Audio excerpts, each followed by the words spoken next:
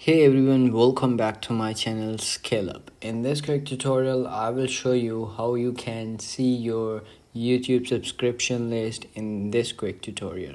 Let's get started.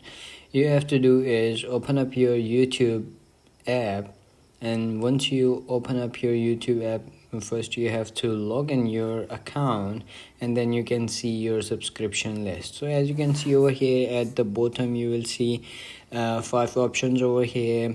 On the right you will see your profile, and beside this you will see subscriptions. So once you click on this, you will come in your subscription list. So to check it out whom you subscribe on YouTube, you have to do is on the top click on all.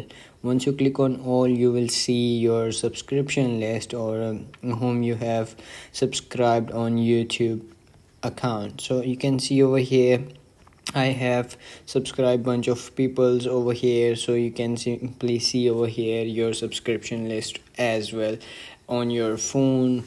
And that's it. That's how you can check it out. If you found this video helpful, don't forget to like my video, subscribe my channel Scale Up, and also drop me a comment for more tips and tricks videos. Thanks for watching. See you in the next video. Have a nice day. Bye bye.